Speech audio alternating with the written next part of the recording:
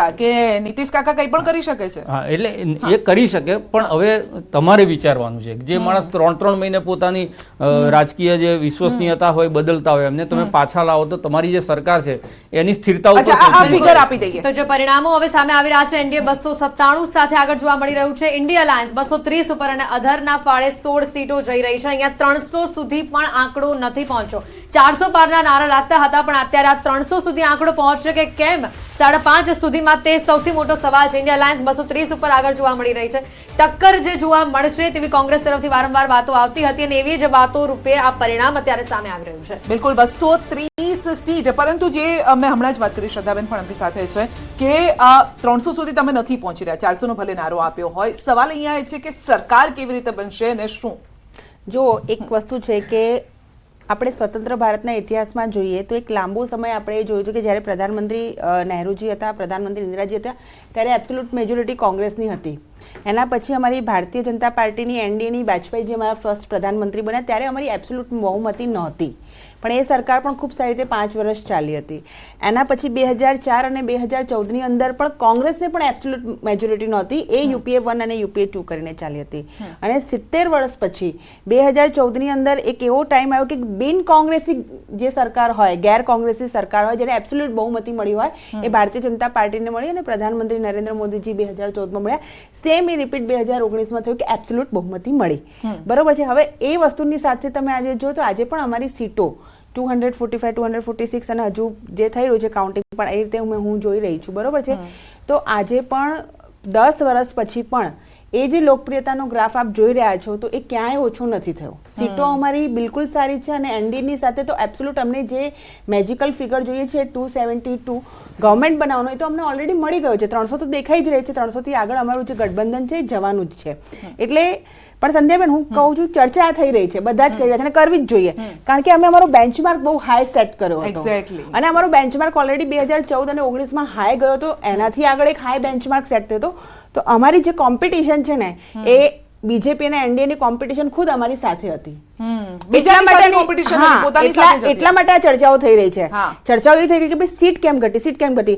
Absolutely કોઈ એવું નથી કહેતું કે સરકાર તો બીજેપી એનડીએ ના પ્રધાનમંત્રી નરેન્દ્ર મોદી જ બનવાના છે.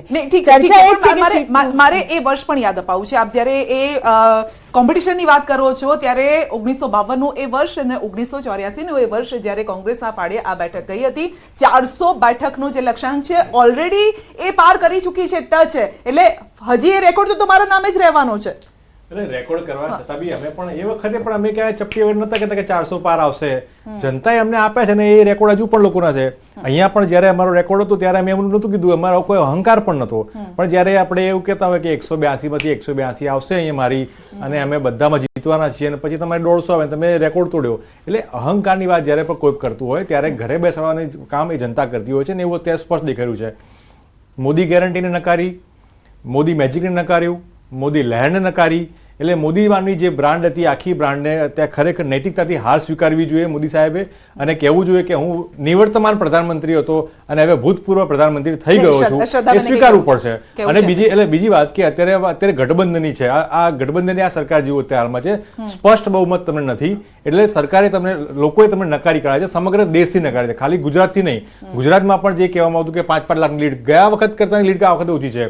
જ્યાંથી વડાપ્રધાન ઇલેક્શન લડે છે ત્યાં પણ એમની લીડ ઓછી છે. એટલે એમની જે લોકપ્રિયતા છે એ ધીરે ધીરે તળિયે આવી ગઈ છે. સવાલ કરીશું પહેલા જવાબ દઈએ. સંધ્યાબેન નથી ખબર પડતી કે જે પોતાની જાતને સૌથી જૂની પાર્ટી કહે છે, રાષ્ટ્રીય કોંગ્રેસ પાર્ટી પોતાને આ દેશની રાષ્ટ્રીય નેશનલ પાર્ટી છે, એ પોતે હજુ 100 સીટમાં બી નથી ને અત્યારે હમણાં 245 આવી ગયા છે. એટલીસ્ટ એમના કરતા 145 વધારે છે. અહંકાર આમનો બોલે છે.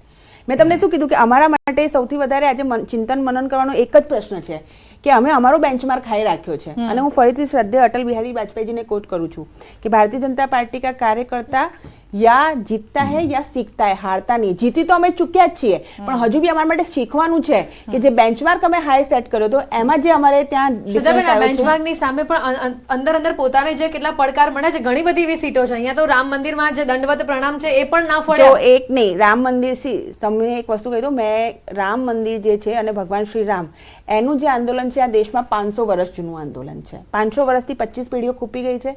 સ્વતંત્ર ભારતના ઇતિહાસમાં 1947 પછી એકમાત્ર પાર્ટી છે ભારતીય જનતા પાર્ટી જેણે આ આંદોલનને ખુલ્લે આમ ટેકો આપ્યો છે. તો પણ મતોનો આશીર્વાદ ના મળ્યો. સેકન્ડ, 1980માં જ્યારે અમે આવ્યા હતા ત્યારે અમારી પાસે સત્તા નહોતી, તો અમારે અમારા પોલિટિકલ એસ્પિરેશન વિચાર દેખાડવા પડે. ત્યારે પંડિતજીની અંત્યોદય સુધી જવાની વિચારધારા હતી કે હર ખેત કો પાણી હર હાથ કો કામ, અને પોલિટિકલ એસ્પિરેશન એ હતી કે જ્યાં હું બલિદાન મુખર્જી વો કશ્મીર હમારા હે, અને ભવ્યથી ભવ્ય રામ મંદિર બનાવીશું. આ બધા જ કામો 2014 અને 2019ની થમ્પિંગ મેજોરિટી સાથે અમે કર્યા છે. અમે આ મુદ્દાઓને લઈને ચાલ્યા છે ને એના ઉપર લોકોએ જનતા જનાર્દનને અમે આશીર્વાદ આપ્યો છે. 10 વર્ષ સુધી સરકાર રહ્યા પછી બી 245 થી અપ અમે જઈ રહ્યા છીએ.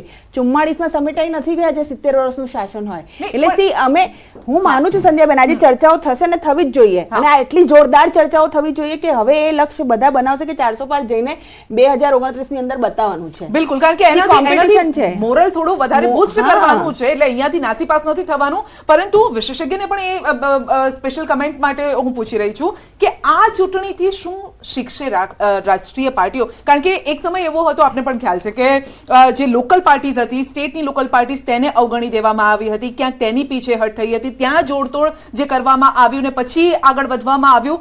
ત્યાં આ વખતે આપ યુપી જોઈ લો, આપ બિહાર જોઈ લો, એવું છે કે સ્ટેટની જે લોકલ પાર્ટી છે એ આગળ આવી રહી છે, ભાઈ અમારા વગર તમારું કશું નથી થવાનું.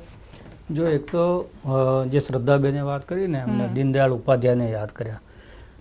આ એક કેડર બેઝ પાર્ટી હતી, સામૂહિક નેતૃત્વથી ચાલતી પાર્ટી હતી. તમામ કાર્યકર્તાઓ જે છે એ કાર્યકર્તાઓના પરસેવાથી આગળ વધતી પાર્ટી હતી, જેમાં કાર્યકર્તા પહેલા હતા અને નેતા પછી હતા. એ પાર્ટીના 2014ના એજન્ડા ઉપર 18 લોકોનો ફોટો હતો. એમાં દીનદયાળ ઉપાધ્યાય હોય, શ્યામા પ્રસાદ મુખર્જી હોય, વાજપેયી, અડવાણી, બધાના ફોટા હતા. 2019ની અંદર 4 ફોટા થઈ ગયા. આ વખતે માત્ર એક ફોટો થઈ ગયો. તો જે કેડર બેઝ પાર્ટી હતી એ પાર્ટી વ્યક્તિ બેઝ પાર્ટી થઈ ગઈ, અને એ પાર્ટીએ વોટ પણ વ્યક્તિના નામે માગ્યા, ઉમેદવારના નામે માગવાના બદલે. એના કારણે જે કાર્યકર્તા હતો એ કાર્યકર્તાને એમ થયું કે ભાઈ આની અંદર મારું મહત્વ કેટલું. જો મારે મોદી સાહેબના નામે જ જીતવાનું હોય કે મોદી સાહેબના નામે જ જે છે એ રાજનીતિ કરવાની હોય, તો એની અંદર મારા પોતાનો જે જનસમર્થન છે કે મારું પોતાનું જે કામ છે એ ક્યારે બોલશે? એક તો એ વાત આની અંદરથી એ પ્રસ્થાપિત થાય. બીજી વસ્તુ એ છે કે એકના એક મુદ્દાઓ ચાલતા નથી. જે તમે હિન્દુત્વની વાત કરો, બધાને જ ખબર છે કે ભારતીય જનતા પાર્ટી એટલે હિન્દુત્વની આઈડિયોલોજી વાળી પાર્ટી. હવે એને વારંવાર એની માળા ના જપવાની. આખી ચૂંટણીમાં આપણે જોઈએ તો માત્ર ને માત્ર જે છે મુદ્દાઓની ચર્ચાના બદલે તમારી કોઈક ભેંસ લઈ જશે, કોઈક તમારું મંગળસૂત્ર લઈ જશે, તમારું આરક્ષણ ખેંચીને મુસલમાનોને આપી દેશે. આ બધા એટલે એમાં જનતાને એમ લાગ્યું કે આમાં મારી વાતો ક્યાં થઈ રહી છે. એટલે એક ત્યાં એની ઇફેક્ટ આવી.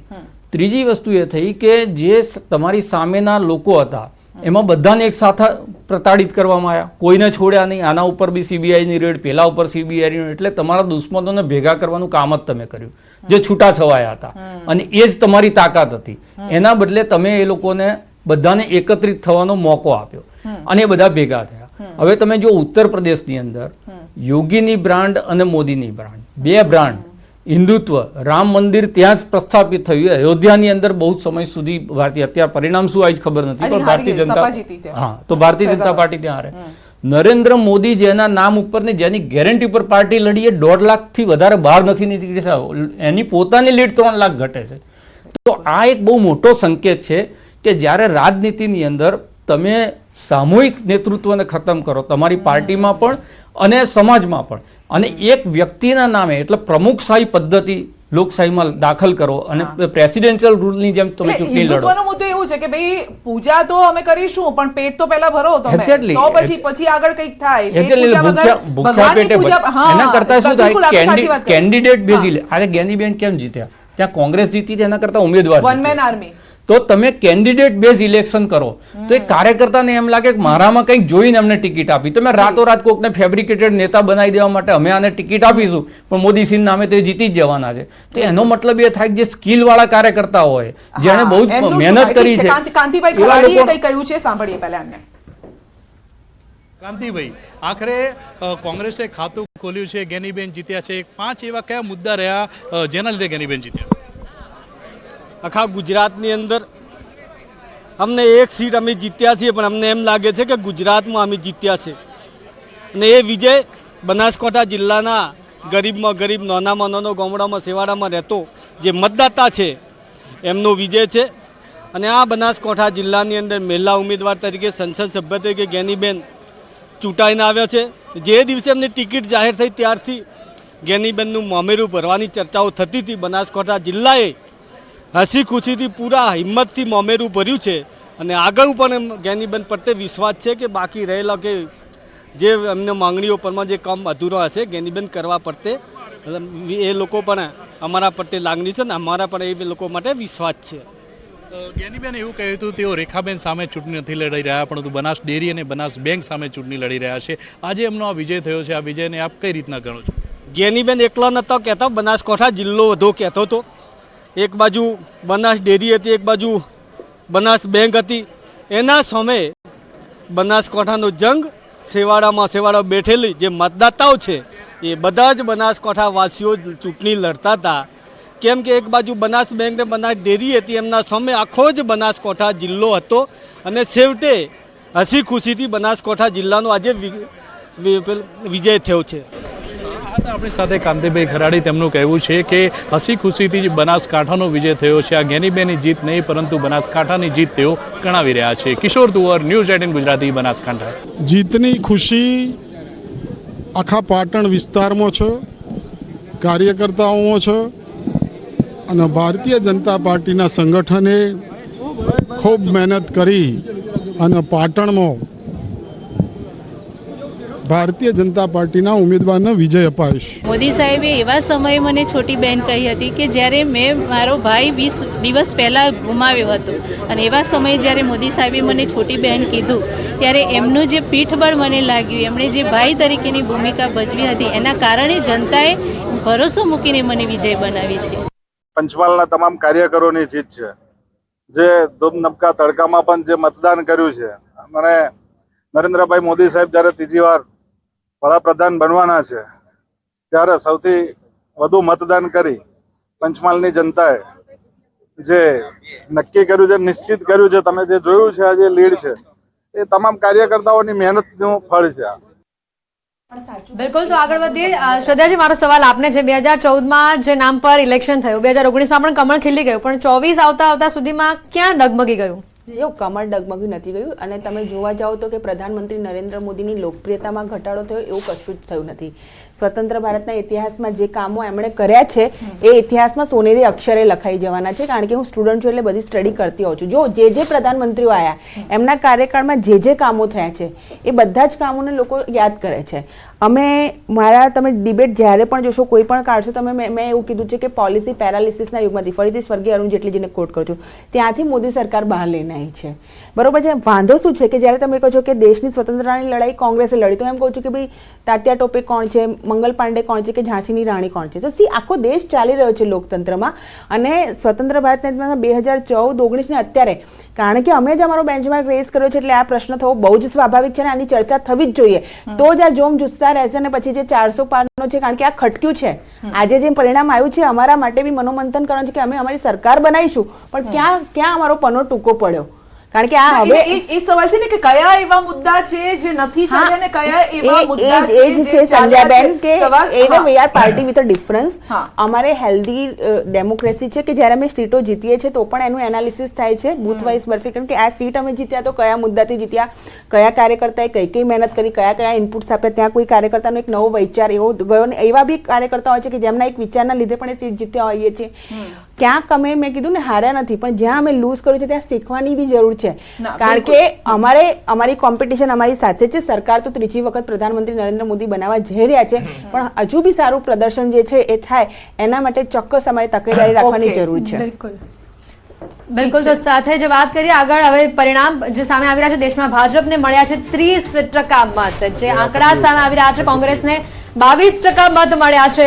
મોટા સમાચાર આવી રહ્યા છે, ટકાવારી આપણે બતાવી રહ્યા છે, અન્ય પક્ષોને 48% મત મળ્યા છે.